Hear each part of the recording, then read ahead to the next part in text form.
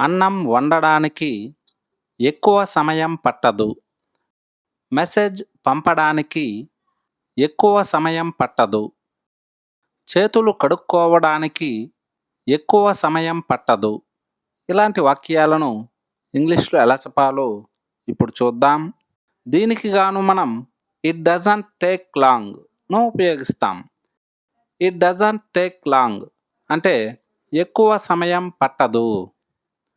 Sentence structure ఏమంటే it doesn't take long plus to plus V1 plus other words.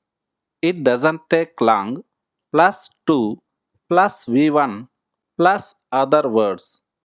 అన్నం వండడానికి ఎక్కువ సమయం పట్టదు. అన్నం వండడానికి ఎక్కువ సమయం పట్టదు. It doesn't take long to cook rice. It doesn't take long to cook rice. It doesn't take long అంటే ఎక్కువ సమయం పట్టదు. టు కుక్ రైస్ అంటే అన్నం వండడానికి. It doesn't take long to cook rice అంటే అన్నం వండడానికి ఎక్కువ సమయం పట్టదు. పాఠశాలకు చేరుకోవడానికి ఎక్కువ సమయం పట్టదు. పాఠశాలకు చేరుకోవడానికి ఎక్కువ సమయం పట్టదు. It doesn't take long to reach the school. It doesn't take long to reach the school.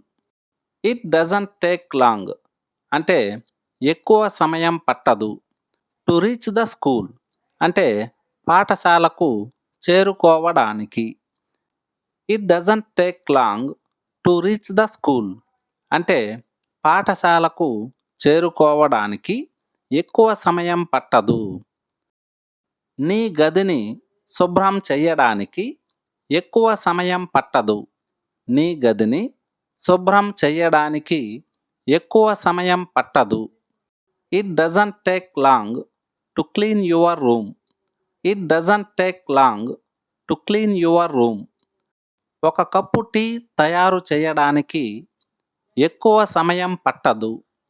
ఒక కప్పు టీ తయారు చేయడానికి ఎక్కువ సమయం పట్టదు.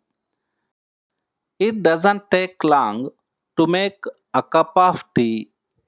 It doesn't take long to make a cup of tea.